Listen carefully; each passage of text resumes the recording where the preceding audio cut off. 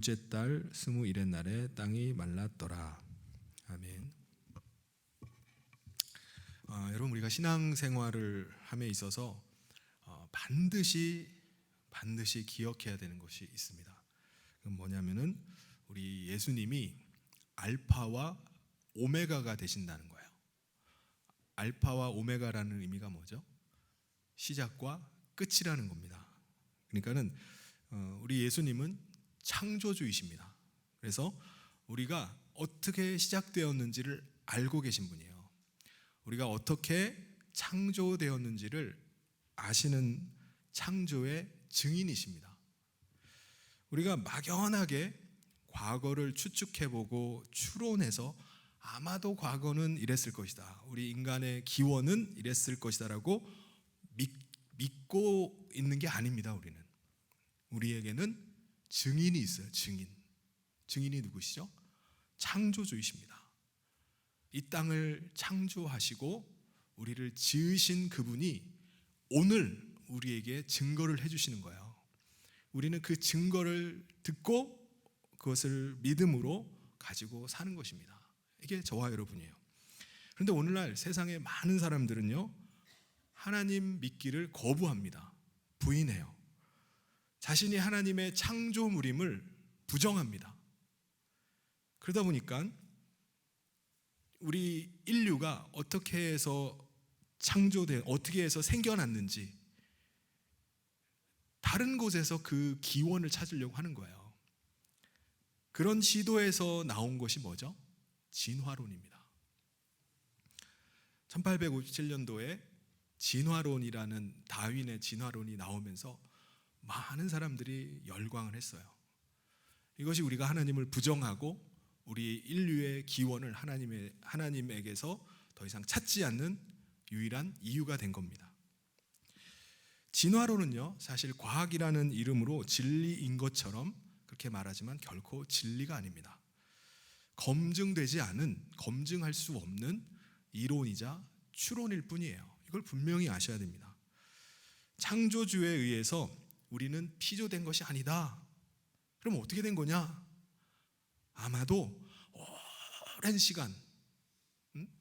오랜 시간이 지나면서 45억 년이라는, 우리가 도저히 추측할 수도 셀 수도 없는 오랜 시간 속에서 우리는 스스로 생겨난 존재다 라고 주장하는 거예요.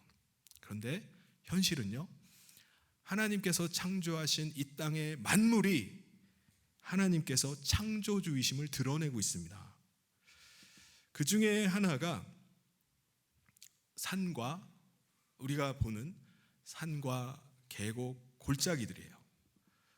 여러분 혹시 그랜드 캐년에 가보신 적이 있으십니까? 미국을 방문하면은 아마 꼭 이제 서부 지역의 그랜드 캐년을 가보게 됩니다. 그러니까 미국 여행 가면 한 번씩 들려보는 곳이에요. 그만큼 자연 경관이 정말 신비하고 놀랍고 아름다운 곳입니다. 이곳은요, 콜로라도 고원을 가로지르고 있는 아주 거대한 협곡이에요. 길이가 446km에 이릅니다. 어마어마하죠. 그리고 넓은 곳은요, 폭이 30km가 돼요. 깊은 곳은 1.8km가 됩니다. 그러니까 상당히 고원지대예요. 그리고 그 협곡 안으로 콜로라도 강이 쫙 계속 흘러가지고 이제 그 캘리포니아 만 쪽으로 흘러나갑니다. 이 그랜드 캐년은 사실은 해발 1500에서 높은 데는 3300m에 이르는 아주 고원지대입니다. 높은 이렇게 땅이 솟아오른 지역이에요. 거기에 있는 이제 협곡입니다. 그러니까 협곡이 아주 1.8km 깊은 이유가 거기에 있어요. 여기 고원입니다. 고원지대를 이제 협곡이 지나가기 때문에 협곡의 깊이가 아주 깊은 것입니다. 자, 그럼 여러분, 이러한 그랜드 캐년의 그 거대한 협곡이 어떻게 해서 이게 만들어졌을까요? 지구과학 교과서에 보면은 이 그랜드 캐년은 아주 오랜 시간 동안 물이 계속 흘러가지고 이게 침식 작용해서 깎여가지고 이게 만들어졌을 것이라고 말합니다. 그러니까 그 아주 오랜 시간 동안 이런 변화들이 일어났다라고 하는 게 진화론의 동일 과정설이에요. 그 대표적인 예가 바로 그랜드 캐년입니다. 사진을 잠깐 한번 보도록 하겠습니다. 이게 이제 그랜드 캐년의 모습이에요. 쭉 한번 넘겨주시겠습니까?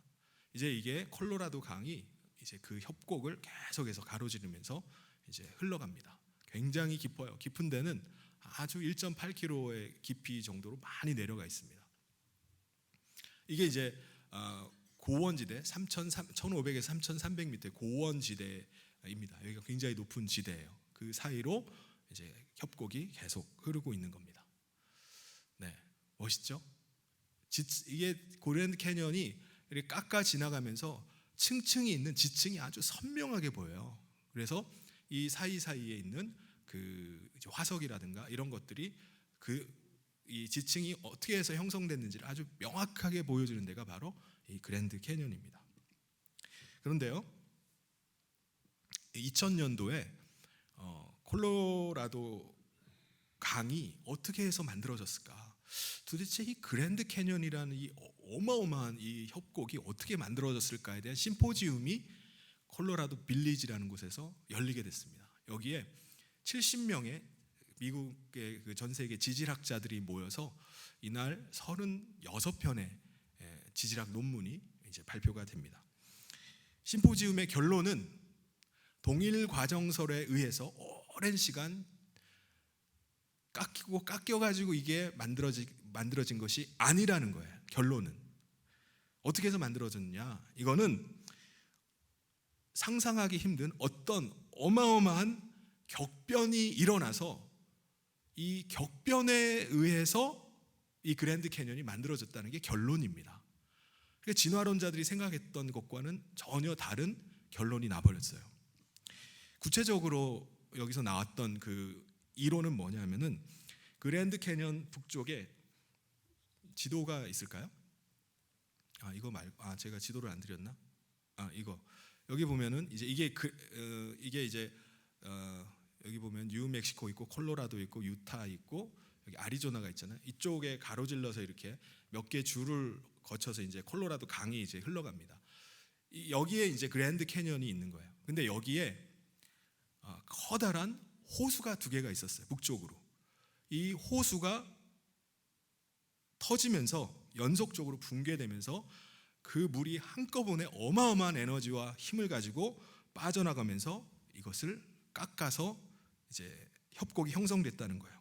그러니까 오랜 세월에 걸쳐서 천천히 막 흐르다 보니까 깎아가지고 이런 어마어마한 계곡이 만들어진 것이 아니라는 거예요.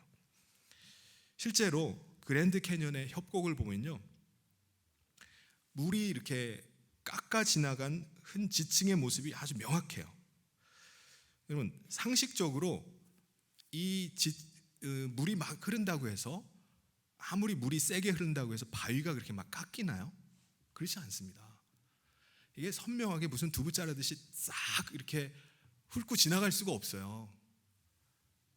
그러니까 이게 뭘 말하는 거죠?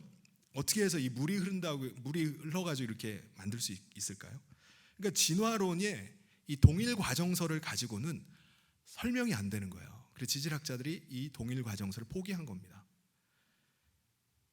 진화론에 의하면요, 이 지층이 어떻게 형성되죠? 지층과 지층 사이에는 수십억 년의 시간이 지나야지 이게 한 층이 쌓였다고 생각하는 거예요. 그래야지 이제 지질 연대표에 의해서 이렇게 순서대로 생물들이 진화됐다는 것을 이제 설명하는 겁니다. 그러다 보니까 여기 한 층 한 층마다 어마어마한 오랜 시간이 흘렀다라고 봐요. 그런데 그렇게 한 층 한 층 쌓인 게 밑에는 이미 안반이 된 거예요. 돌이 돼 버린 겁니다. 근데 어떻게 호수가 터져가지고 많은 양의 물이 흐른다고 해서 그 안반을 어떻게 저렇게 1.8km에 이르는 그 깊이로 깎아서 이렇게 지나갈 수 있겠습니까? 불가능한 거예요. 그러므로 그랜드 캐년의 그 협곡이 우리에게 말해준 것은 당시에 이 호수가 터지면서 휩쓸고 지나갈 때의 지층은 단단하지 않았다는 겁니다. 그 증거 중에 하나가 이 호수 안에는요, 이 협곡 안에는 바위들이 없어요. 바위나 뭐 암석에 깨진 것들이 없습니다. 파편이 없어요. 기존 지질학에서 말하는 것처럼 호수가 터졌을 당시에 퇴적층이 이미 단단하게 안반처럼 돼 있었다면은 이게 휩쓸고 지나가면서 그 바위가 막 널려 있어야 될 겁니다. 근데 바위가 없어요. 그 말이 무슨 말이죠? 호수가 터졌을 때 지층들이 단단한 게 아니에요. 아주 무른 흙들이 지층을 이루고 있는 겁니다. 그러니까 물이 휩쓸고 가니까 그게 깨끗하게 싹 쓸려서 내려가 버려서 그 지층이 아주 선명하게 나타나는 거예요. 근데 그랜드 캐년에 이 콜로라도 강이 흐르면서 이 강폭이 갑자기 막 줄어드는 데가 있어요. 그런 데는 왜 갑자기 이렇게 줄어들까요? 호수의 물이 퇴적층들을 확 휩쓸고 지나가다가 그 지점에서는 깎지를 못하는 거예요. 왜냐? 그 지점에 안반층이 있기 때문에 거기는 이미 암석이 되어서 굳은 지역이에요. 그러니까 물이 강하게 윗부분은 물은 지층을 퇴적층을 휩쓸고 내려가다가 거기서는 안반이어서 깎지를 못하고 강폭이 좁아지면서 그냥 흘러가 버린 겁니다. 덜 깎여진 거예요. 진화론자들은 이 지점을 뭐라고 말하냐면은 선캄브리아 지층이라고 이렇게 말합니다. 그러니까 아주 고대의 제일 초기에 지층이 이미 오래된 지층이기 때문에 그 지역은 휩쓸고 지나가지 못했다라고 설명을 합니다. 근데 성경적으로 보면은 그 땅은 어떤 땅일까요? 창조되었을 때 땅이에요. 처음에 하나님께서 천지 창조를 하셨을 때 땅인 것입니다. 그러면 그 이후에 쌓였던, 지금 우리가 사진에서 봤던 그랜드 캐년의 그 층층이로 막 이렇게 쌓여있는 퇴적층들은 그럼 언제 퇴적된 거죠? 우리가 지난번에 함께 나눴을 때 보면은 홍수가 났을 때 어떤 일이 벌어지죠? 깊은 샘들이 터지고 하늘에 궁창이 터지고 40일 동안 어마어마한 양의 비가 쏟아져 내립니다. 그래서 물이 막 차오르기 시작해요. 그때 이 많은 물들이 차오르면서 저탕류라는 것이 만들어집니다. 물이 엄청난 속도로 밀려 들어가면서 그 안에는 수많은 흙들이 같이 쓸려서 가는 거예요. 그럼 그것이 차곡차곡 지층을 이루면서 층층이 이렇게 퇴적층이 이루어지게 되는 겁니다. 그러니까는 홍수에 의해서 흘러 들어간 이제 쌓였던 지층들이 아직 굳지를 않은 거예요. 그게 홍수 전에 물이 찰 때 일어났던 일입니다. 그러니까 창조 때 만들어졌던 것들은 이미 단단해진 거예요. 그래서 거기는 깎여나지 않고 홍수가 처음 일어났을 때 저탕류에 의해서 쌓였던 지층들은 싹 다 쓸려서 내려간 것입니다. 그래서 기반함이 있었던 곳은 깎지 못하고 그냥 지나가면서 협곡이 급격하게 이렇게 좁아진 형태로 나온 겁니다. 그럼 여러분, 이 그랜드 캐년의 협곡에 그 콜로라도 강이 흐르면서 깎아 내려가는 그 많은 흙들이 다 어디로 갔을까요? 콜로라도 강이요, 그 서남쪽으로 이렇게 흐릅니다. 지도를 다시 한번 보여주겠습니까? 지도를 보면은 이게 이제 그랜드 캐년 그 강줄기 이렇게 흘러가는 게 보이죠? 서남쪽으로 이게 흘러가요. 근데 실제로 캘리포니아 만 쪽에 보면은 그 흙이 흘러나온 게 그대로 쌓여 있습니다. 퇴적물들이 쌓여 있어요. 그러니까는 그랜드 캐년은요, 엄청난 어느 순간에 격변에 의해서 침식되어서 깎인 것입니다. 그리고 그 깎여 나온 것들이 바다에 퇴적되어서 있는 것입니다. 여러분, 욥기서에 보면요, 욥이 이런 말을 해요. 12장 8절에 땅에게 물어보아라. 땅이 가르쳐 줄 것이다. 바다의 고기들도 일러줄 것이다. 우리가 앞으로 이제 다음 시간에 제가 한번 보게 될 텐데, 욥 당시가 바로 노아의 홍수 직후예요. 얼마 되지 않아서 살았던 사람이 바로 욥입니다. 욥이 말하는 거예요. 땅에게 물어보라는 거예요. 땅이 우리에게 가르쳐 줄 것이다. 여러분, 그랜드 캐년이 우리에게 말해주는 게 뭐죠? 이 수많은 지층, 퇴적층들은 수많은 세월에 의해서 만들어졌다는 게 아닙니다. 엄청난 양의 물이 한꺼번에 쓸고 지나가는 격변이 있었음을 우리에게 증거해 주는 것이 이 그랜드 캐년인 것입니다. 그렇다면 이 퇴적층들은 언제 어떻게 해서 쌓이게 됐을까요? 그리고 이 퇴적층들을 한꺼번에 휩쓸고 갔던 커다란 격변은 언제 일어났겠습니까? 조금 전에 제가 말씀드린 대로 성경이 증거하는 것은요, 노아의 시대의 대홍수 사건으로 인해서 이 일들이 일어난 것입니다. 홍수 사건이 일어났을 때 큰 깊은 샘들이, 땅에 깊은 샘이 막 터진 거예요. 지하수가 터져 올라오고요, 하늘에 궁창이라는 곳이 있는데 지금은 궁창이 없죠. 하늘 위에 있던 물층들이 다 쏟아져 내려왔습니다. 40일 동안 엄청난 양의 비가 쏟아져 내린 거예요. 그것이 이제 점점 차오르기 시작합니다. 여러분, 물은 어디서 어디로 흐르죠? 높은 곳에서 낮은 곳으로 흘러갑니다. 그래서 물이 차오르게 되면은 낮은 곳으로 계속 엄청난 급격한 속도로 내려가서 차오르기 시작해요. 이때 만들어지는 것이 아까 말씀드렸던 건 저탕류라는 거예요. 저탕류 실험을 지난번에 영상을 통해서 봤던 것처럼 물을 이렇게 계속 흘려보내면은 그 물에 휩쓸리는 여러 가지 자갈들과 돌, 흙들이 이것이 같이 휩쓸려 가면서 순서대로 층층이 쌓이게 됩니다. 퇴적층을 만들어 가요. 그러니까 그랜드 캐년에 층층이 쌓여 있던 것들은 노아 홍수가 났을 때, 노아 홍수 전기 때 큰 비와 또 깊은 샘과 하늘에 궁창이 터지면서 쏟아져 그 어마어마한 양의 물이 흐르면서 그 흐름에 저탕류가 흘러가면서 이제 지층이 하나씩 쌓인 것입니다. 그렇다면 우리가 이 대홍수가 일어났을 때 시간이 어떻는지를 우리가 성경을 통해서 한번 볼 필요가 있어요. 창세기에 보면요, 홍수가 시작된 날이 2월 17일입니다. 2월 17일부터 비가 쏟아지기 시작하는 거예요. 어마어마한 비가 쏟아져요. 우리도 며칠만 비가, 강한 비가 내리면요, 다 홍수 나버려요. 댐이 필요가 없습니다. 근데 40일 동안 어마어마한 양의 비가 쏟아진 거예요. 그래서 물이 계속 불어나서 3월 27일 날 비가 완전히 그칩니다.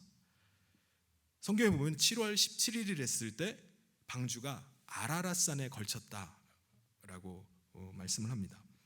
그래서 이 시점을 2월 17일부터 7월 17일 아라랏산에 걸리기까지, 그러면 물이 가장 정점에 오른, 가장 많이 찼을 때 시점이 언제일까요? 아마 정확한 건 아니지만 3월 27일 비가 그친 그 시점부터 아라랏산에 걸리기까지, 아라랏산에 걸렸다는 것은 물이 좀 빠졌다는 거죠.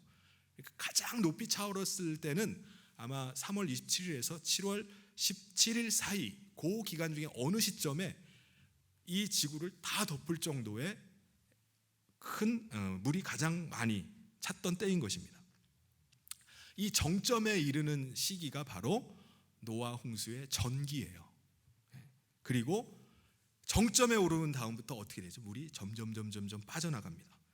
그럼 물이 줄어들고 노아가 방주에서 나오기까지, 이때를 노아 홍수의 후기라고 말할 수 있어요. 이제 물이 막 빠져나가는 겁니다. 그래서 오늘도 읽었던 이 창세기 8장 말씀에 보면은 이제 노아가 봉우리들을 보기 시작합니다. 그게 언제냐면 10월 1일이에요. 정점에 아라랏산에 걸렸다가 이제 주변에 아라랏산보다 다른 봉우리들 이제 보기 시작합니다. 그리고 나서 40일이 지나서 11월 10일부터 노아가 이제 새들을 날려보내기 시작합니다. 처음에는 이제 까마귀와 비둘기를 날려보내고 일주일 간격으로 비둘기 3마리를 계속 날려보내요. 마지막 비둘기를 날려보낼 때가 이제 15일이나 22일이 지난 11월 초나 12월 초가 11월 말이나 12월 초에 마지막 비둘기를 날렸을 겁니다. 근데 그 비둘기가 어떻게 됐죠? 돌아오질 않는 거예요. 그러니까 물이 다 빠졌구나, 비둘기가 어디 앉았구나 라고 이제 알게 되는 겁니다. 그 다음에 이제 1월 1일이 됐을 때 노아가 방주의 뚜껑을 열어요. 그리고 밖을 내다봅니다. 그리고 1월 1일부터 57일이 지난 2월 27일이 됐을 때 하나님께서 노아에게 방주에서 이제 나와도 된다라고 말씀하셨어요. 그래서 2월 27일 날 1년 만에 노아가 방주에서 내려오게 됩니다. 이제 노아 홍수는 완전히 끝이 난 거예요. 그렇다면 여러분, 가장 높은 산봉우리가 다 잠길 정도의 어마어마한 그 물들이 다 어디 간 거죠? 어디로 간 겁니까? 오늘 말씀에 보면은 8장 1절에 바람으로 땅 위에 불게 하심에 물이 감하여졌다라고 말씀합니다. 그리고 3장 5절에 또 하나의 힌트가 있어요. 물이 땅에서 물러갔다라는 표현을 나옵니다. 여러분, 물이 땅에서 어떻게 물러가죠? 어떻게 물이 쭉 빠질 수 있겠습니까? 그 방법이 있어요.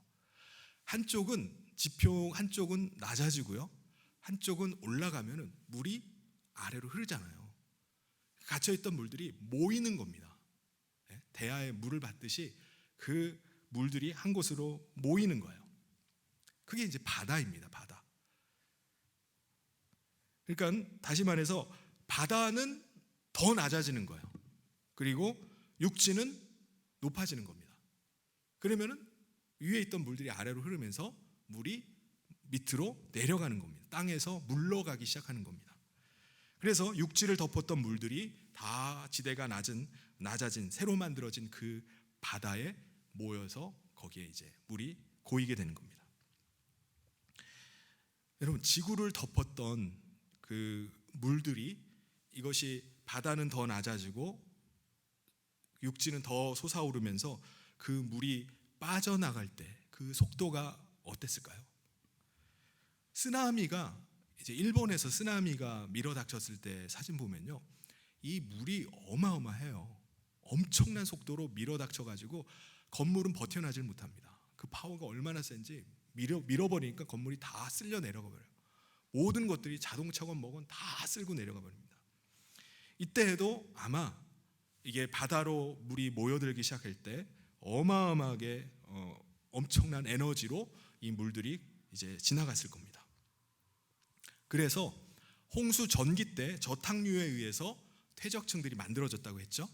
그랜드 캐년이 그 평야에 쌓여 있는 지층들이 바로 홍수 전기 때 만들어진 퇴적층들입니다.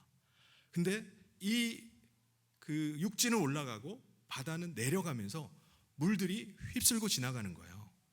그러니까 아직까지 1년 만에 쌓였던 것들을 휩쓸고 지나가니까 지층들이 단단하겠습니까? 무르겠습니까? 무른 거예요. 그러니까 그 지층들을 쓸고서 지나가면서 거대한 협곡들을 만들어가면서 이 물들이 바다로 빠져나가기 시작하는 겁니다. 우리는 학교 교과서에서 산이 어떻게 만들어진다고 배우죠? 교과서에서 나오는 산이 만들어지는 과정은요, 침식 윤회 과정이라는 것이 있습니다. 산은 유년기에 산이 있고 그러니까 유년기는 지형이 이제 나지막한 것이 점점 뾰족한 장년기에 지형이 된다고 하는 거예요. 계속 풍화와 침식의 과정을 거치면서 이것들이 점점 낮아져요. 그러면 이게 노년기의 지형이 된다는 것입니다. 그것보다 더 시간이 지나면은 준평원이 되고 평야가 되는 거예요. 이게 이제 침식 윤회의 과정이다라고 말합니다. 이게 교과서에 실려 있는 산이 만들어진 과정이에요. 근데 이건 진화론에서 말하는 동일 과정설에 의해서 만들어진 이론일 뿐이에요. 지금 이런 이론을 믿는 지질학자는 아무도 없습니다. 거의 없어요. 그런데도 이제 여전히 교과서에서 이 산이 만들어진 방법이 침식 윤회에 의해서 만들어졌다라고 말합니다. 다시 말해서 유년기에 지형이 있어요. 그리고 장년기에 지형이 있고 노년기에 지형이 있습니다. 찾아는 볼 수 있지만 그것이 그 과정에 의해서 만들어진 것을 전혀 설명을 못합니다. 그랜드 캐년 같은 이 고원 지대의 협곡이 시간이 지난다고 해서 이게 평야가 될 수 있을까요? 언젠가 평야가 됩니까? 오랜 시간이 지나면?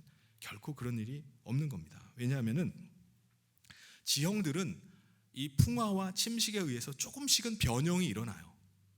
그렇지만은 오랜 시간 물이 흐른다고 해서 기본적인 그 지형의 틀을 바꾸지를 못하는 겁니다. 이미 암석화가 되어 있기 때문에 깎지를 못하는 거예요. 그렇다면은 이 바다가 이 많은 물, 모든 천지를 다 뒤덮었던 이 물들을 담을 수 있도록 더 깊어지고 산은 더 높아진 증거가 있나요?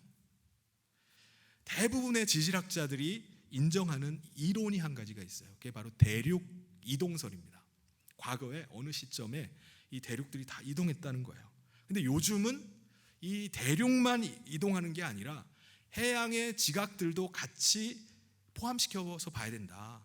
육지만 이렇게 하는 게 아니라 바다의 지각도 봐야 된다. 그래서 이 지각들이, 사진을 잠깐 한번 보실까요?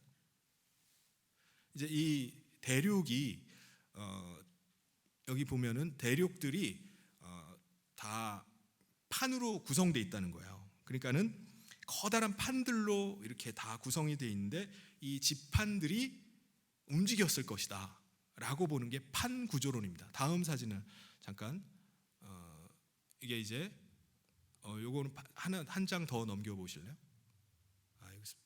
제가 사진 안 올렸나 본데 판 구조론이 있어요. 그래서 그것에 의해서 이제 지판들이 움직였다는 겁니다. 그래서 예를 들면은 지구를 이제 공으로 보는 거예요. 공을 보면은 지판들이 껍데기처럼 이 지구 위에 다닥다닥 이렇게 붙어 있습니다. 이 조각들이 움직이는 거예요. 그럼 어떻게 움직이죠? 여기 사진에 보시면 맨 왼쪽에 있는 게 이제 지판들이 어떤 데는 육지는 오른다고 그랬잖아요. 그리고 땅 밑에는 꺼지는 거예요. 갈라지는 거. 그래서 판 대 판들이 벌어지는데, 특히 이제 아프리카,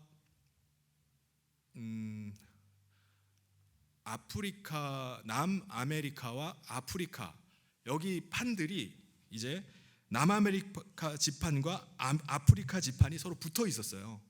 그런데 이 두 지판이 갈라지면서 대서양이 만들어지는 겁니다. 이게 더 내려가 버리는 거예요. 거기에 이제 바닷물이 채워지는 겁니다. 그러니까 대서양을 중심으로 바다가 이제 확장돼 버린 거예요. 반대로 두 판이 합치는 데도 있겠죠. 거기가 바로 이제 히말라야 산맥이 있는 데입니다. 티베트 고원. 여기는 인도 지판과 유라시아 지판이 밀어 올리는 거예요. 그래서 땅이 솟아오릅니다. 그러니까 압축이 돼서 올라와요. 그게 이제 밀고 올라옵니다. 그리고 세 번째 형체는 뭐냐면은 이게 엇갈리는 거예요. 저기 변환 단층이라고 써 있는 것 같은데 이게 서로 엇갈려 버려요. 엇갈리는 판들이 생기게 됩니다. 그렇죠? 이게 바로 남아메리카의 안데스 산맥과 남아메리카 나스카 지판이 이게 이제 엇갈리면서 부딪히면서 이제 솟아오르는 곳이 바로 남아메리카 안데스 산맥인 것입니다. 여러분, 지판이 벌어져서 대서양이 이렇게 만들어졌다고 하는데 벌어지면 틈이 생길 거 아니에요? 이 쪼개지니까. 그러면은 이 쪼개지면서 그만큼 더 넓어지고 깊어지게 될 겁니다. 그러면 그 쪼개진 틈은 다른 것이 메워지는 거예요. 이 다른 게 뭐가 있을까요? 갈라지면 드러나는 게 뭐죠? 마그마가 있어요. 마그마. 그래서 바다가 갈라진 곳에는 마그마가 이제 밖으로 나와가지고 용암으로 다 메워져 있습니다. 그래서 지금 바다에서 각 지판들이, 해양에 있는 지판들이 갈라져 있는 곳은 다 용암으로 채워져 있어요. 현무암입니다. 그러니까 바다에 있는 이제 암석은 다 현무암들이에요. 그래서 확장됐고 이 지대가 낮아지면서 이제 바다가 돼서 그 많은 물들이 그곳으로 고이게 됩니다. 반면에 이제 솟아오르는 지역들이 있죠. 압력 때문에 이것들이 밀려가지고 이제 올라와서 육지와 산이 됩니다. 이게 진화론의 동일 과정설로 설명을 하면은 이게 수십억 년에 걸쳐서 천천히 이게 올라왔을 거다라고 말합니다. 이 갈라지는 것도 아주 천천히 갈라졌을 거라고 보는 거예요. 이 모든 지질학자들의 견해는 어쨌든 판이 이게 움직였을 거다라고 보지만은 이게 진화론자들과 창조론 믿는 사람들의 차이점이 여기 있는 겁니다. 실제로 근데 이게 정말 천천히 움직여가지고 이게 만들어졌을까요? 그렇지 않아요. 그 증거가 뭘까요? 남아메리카와 또 아프리카 서쪽이 이렇게 붙어 있다가 갈라지면서 대서양이 이제 만들어지는데, 정말 짧은 시간 동안에 만들어진 증거가 뭐냐면은 이게 갈라져 가지고 이제 벌어졌는데 양쪽 대륙에 있는 그 퇴적층이나 화석이 나오는 게 비슷해요. 이 말이 무슨 말이죠? 같이 붙어 있다가 급격한 속도로 갈라져 나갔다는 것입니다. 다른 갈라진 대륙 지판들도 마찬가지예요. 이것이 천천히 형성되면 어떤 일이 벌어지죠? 전혀 다른 게 이루어지겠죠. 그 사이에 지층도 변화되고 화석도 같은 게 생길 수가 없죠. 여기 사는 동물이랑 여기 사는 동물이 다르니까 다른 화석이 생겨날 겁니다. 근데 붙어있던 것이 급격하게 쪼개져 버리니까 이것이 같은 것들이 나오는 겁니다.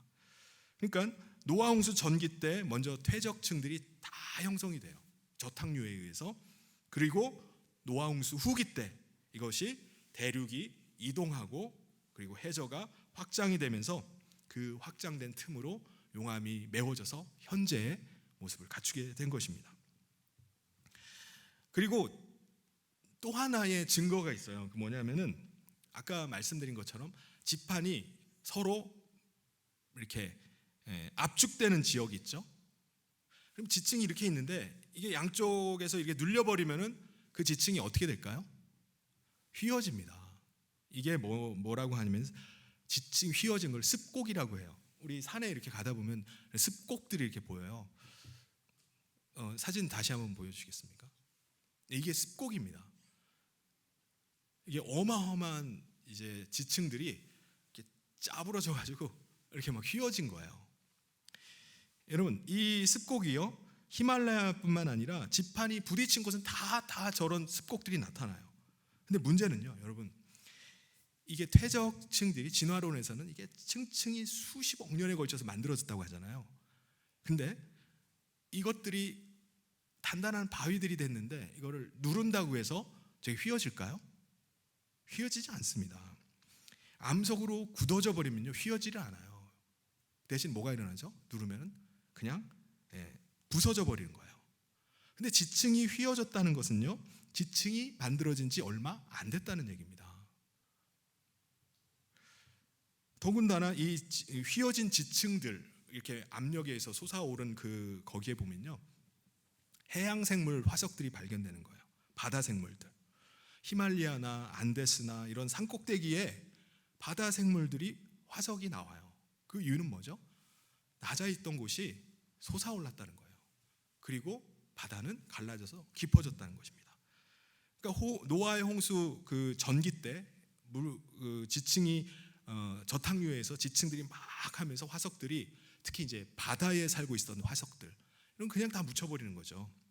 묻혀 있다가 압력에 의해서 걔네들이 솟아오르면서 화석들이 드러나는 거예요. 그러다가 이제 습곡으로 솟아오르면서 그 화석들이 바다에 있어야 될 것들이 땅 위로 솟아올라서 이제 발견이 되는 겁니다. 그리고 홍수 후기가 들면서 이제 땅들이 오르면서 콜로라도 그 그랜드 캐년도 고원지대라고 했잖아요. 거기도 솟아오른 거예요. 그러니까 솟아오르니까 물들이 빠져나가지 못하고 거기에 갇혀버린 겁니다. 그랜드 캐년이 있는 그 지역에. 그렇게 만들어진 호수가 2개예요. 근데 그 두 어마어마한 호수로 물이 갇혀있던 것들이 터지면서 그랜드 캐년의 협곡이 만들어진 것입니다. 그 많은 물들이 한꺼번에 쏟아져 내려가면서 노아 홍수 전기 때 만들어졌던 그 퇴적층들, 아직 단단하게 굳지 않은 무른 그 지층들을 휩쓸고 지나가면서 지금과 같은 그 거대한 협곡이 만들어진 겁니다. 그래서 창세기 8장 1절에 물이 빠져나간다는 것을 이렇게 말씀하면서 무슨 말씀이 나오냐면은 바람으로 감하셨다라고 말씀합니다. 이게 무슨 말일까요? 홍수가 시작되었을 때 깊은 곳에 샘들이 터져 올랐다고 말씀했죠. 이때 지하수뿐만 아니라 뭐가 터졌을까요? 땅에 있는 화산이 이제 터져버리기 시작하는 겁니다. 그때 물만 막 솟아나오는 것이 아니라 화산 활동이 엄청나게 일어나는 겁니다. 그래서 아까도 말씀드린 것처럼 후기 때까지도 이제 노아 홍수의 후기 때 땅이 이렇게 갈라지면서 그 지판들이 움직여서 벌어지죠. 그 벌어진 데마다 마그마가 나와서 그 땅이 용암으로 채워지고 현무암층들이 이루어지게 되는 겁니다. 이거는 바다뿐만 아니라 이 육지도 마찬가지예요.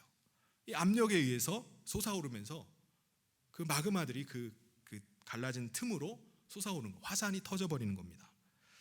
그래서 이때 화산 활동들이 어마어마하게 많이 일어났어요. 그래서 이 화산 활동이 일어나면서 물이 빠지는데 어떤 역할을 할까요? 먼저 바다는요, 바다에서 바닷물에 대서양도 그렇고 많은 바다들이 이제 갈라져 나가면서 마그마랑 물이랑 접촉을 하게 돼요. 그러면 어떻게 될까요? 물 온도가 올라가는 거죠. 바닷물이 서서히 뜨거워지기 시작하는 겁니다. 그래서 창조 과학을 연구하는 학자들은 한 30도까지 그 수온이 계속해서 올라갔을 것이다 라고 말을 합니다. 지금 현재 바닷물의 평균 수온은 4도예요. 그러니까는 어마어마한 온도까지 올라가게 된 거죠. 그러니까 물고기가 죽지 않을 정도까지 물이 계속해서 올라가는 겁니다. 바닷물의 온도가 올라가면은 어떤 현상이 일어나죠? 물이 증발을 해요. 그래서 지금도 캘리포니아 그 서쪽에 바다의 물이 온도가 올라가면 어떤 현상이 나죠? 엘니뇨 현상이 일어나면은 이게 어마어마한 이제 폭풍이라든가 이런 현상들이 자연 많은 비가 내리게 돼요. 그만큼 많은 물들이 증발을 하게 됩니다.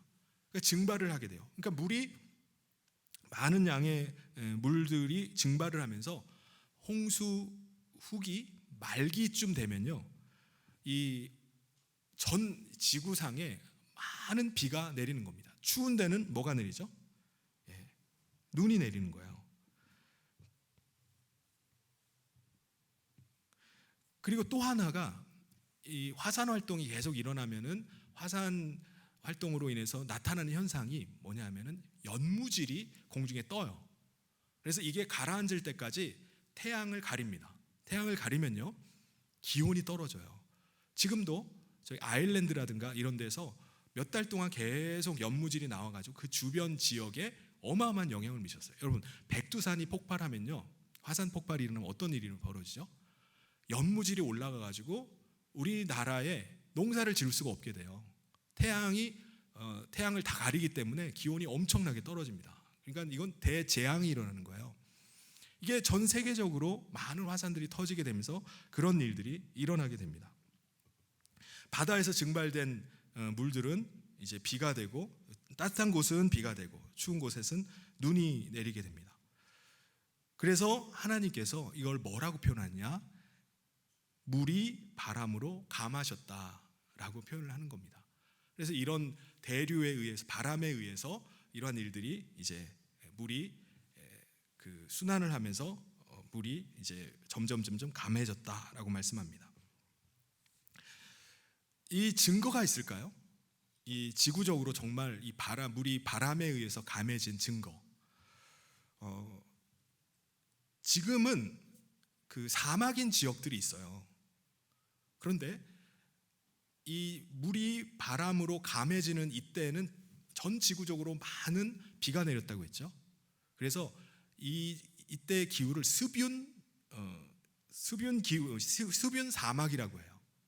그러니까 지금은 완전히 아무것도 없는 사막이 과거에 노아 홍수 약 200년 동안 계속해서 비가 내려서 사람이나 동물이 어마어마하게 번성했을 것으로 봅니다. 그러니까 사람이나 동물이 살기 아주 적합하도록 비가 내린 거예요. 그래서 실제로 과거에는 사막이 오늘과 같은 사막이 아닌 것입니다. 사람이 살기에 너무 좋은 거예요. 사람이나 동물이나 살기에 너무 적합한 곳이 이제 과거의 사막 지역이 있습니다. 여러분, 저는 이제 아브라함이 살고 있었던 메소포타미아 이 지역, 이 지역이 한때 우리 인류의 문명의 시작이 되었다라고 말하잖아요. 근데 메소포타미아 문명을 보면은, 사진을 보면요, 야, 이런 데서 어떻게 문명이 시작됐나라는 생각이 듭니다. 아무것도 없어요. 그냥 다 황량한, 풀 하나도 없는 그 황량한 벌판에 돌밖에 없어요. 돌. 이런 데서 어떻게 사람들이 문명을 이루고 살았지? 이게 왜 그런 거죠? 고대에 왜 이 사람들이 이런 척박한 땅을 서로 차지하겠다고 메소포타미아 그 지역에 수많은 왕조들이 막 계속 난립을 하면서 싸우고 그걸 먹겠다고 막 그렇게 싸웁니까? 기후가 다른 거예요. 기후가 변한 것입니다. 홍수 이후에 그 지역에는요, 사람들이 살기에 너무 좋은 환경이, 비가 계속 내리고 있었던 겁니다. 그래서 사하라 사막에도 보면요, 거기에서 나오는 화석들, 그 뼈들이 보면요, 코끼리, 기린, 영양, 그런 뼈들이 나와요. 사람의 유골들도 사하라 사막에서 나와요. 많은 유적들이 나옵니다. 이게 사하라 사막뿐만 아니라 고비 사막도 마찬가지예요. 북미에 있는 모하비 사막도 마찬가지입니다. 사람이나 동물이나 많은 동물들이 거기서 살았던 흔적들이 있어요. 이게 뭘 말합니까? 지금은 메말라서 아무것도 살 수 없는 사막이지만 최근에까지도, 과거에는 다양한 동물들과 사람들이 살았던 아주 좋은 환경이었다는 겁니다. 이게 이제 스뷴 사막이라는 거예요. 왜 이런 일이 일어나죠? 홍수 이후에 대양에서 증발하는 바람에 의해서 수증기가 계속 올라가면서 전 지구를 골고루 비가 내리게, 대지를 적시는 겁니다. 그러니까 지금과 같은 극심한 추위나 더위가 없었던, 어떻게 보면 동물과 식물이, 노아 홍수가 나고 나서 하나님께서 뭐라고 말씀하시죠? 너희가 이제부터 온 지면에 충만하라, 흩어져라 라고 말씀하셨듯이, 이제 각 그 종류별로 동물들이 나가서 퍼지기 시작하는 거예요. 이때 어마어마한 숫자로 번성하기 시작하는 겁니다. 이거는 제가 또 다음에 한번 말씀을 드리도록 하겠습니다. 노아의 홍수가 끝나고 나서 이제 화산 폭발이 계속 일어나고, 이러한 현상들이 나면서 바닷물은 데워지고, 또 화산재가 올라가면서 공기층은 낮아지고, 이 증발된 바다는 막 끓으니까, 뜨거우니까 물이 엄청나게 올라가는데 공중에는 화산재가 덮여가지고 차가워요. 그럼 어떤 현상이 일어나죠? 눈이 되는 겁니다. 비가 아니라 눈이 되는 거예요. 이게 이제 노아 홍수 이후에 500년 이후에 빙하 시대가 도래한 겁니다. 이거를 잘 증거해 주는 말씀이 욥기서예요. 욥기서가 노아 홍수 이후에 쓰여진 책입니다. 욥이 살았던 지역이 어딘지 아십니까? 우루라는 지역. 우루는 지금 사해바다, 이스라엘의 사해바다의 남쪽에는 에돔이라는 이제 지역 쪽이 바로 우루입니다. 우루가 메소포타미아에 있는 그 갈대아 우루 말고, 욥이 살던 우루는 이제 사해바다 남쪽에 있는 에돔 지역 쪽입니다.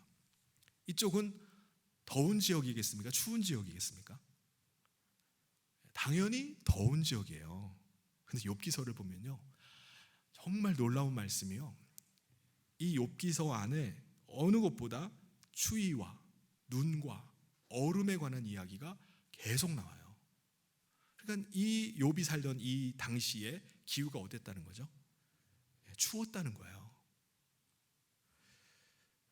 그것이 바로 노아 홍수 이후에 있었던 빙하 시대가 도래했다는 것을 말합니다. 이거는 다음 시간에 제가 한번 나누도록 하겠습니다. 여러분, 우리가 분명히 기억해야 될 것이 있어요. 우리 지구의 역사는요, 길지 않다는 거예요. 진화론에 말하는 것처럼 우리가 셀 수 없이 오랜 세월에 걸쳐서 저절로 스스로 만들어진 존재가 결코 아닙니다. 이 지구는 하나님이 시작하신 거예요. 그리고 하나님께서 이 지구를 끝내십니다. 여러분, 이거를 믿으시길 바랍니다. 하나님의 창조를 믿지 않는다면요, 이 지구의 마지막이 있음도 믿을 수가 없어요. 믿지를 않습니다. 오늘 우리는요, 하나님께서 이 모든 만물을 지으시고 마치시는 분의 그 시대 속에서 우리가 살고 있다는 것을 기억해야 돼요. 그래서 내가 지금 어디에 살고 있는지를, 시대를 분별할 수 있어야 됩니다. 하나님을 부인하는 자들의 축적된 이론에 넘어가서 그것을 의지하고 그것 붙잡고 우리가 살아가는 것이 아니라 우리는 우리 인류의 기원, 우리가 어떻게 시작되었는지, 우리를 지으신 분이 누구이신지를 담고 있는 그 성경을 믿고 이 진리에 의지해서 살아갈 수 있기를 바랍니다. 그래서 오늘 이 시대에 정말 하나님께서 찾으시는 그 온전한 믿음으로 믿음을 지키면서 살아가는 우리 성인의 모든 성도님 되시길 주님의 이름으로 축원합니다.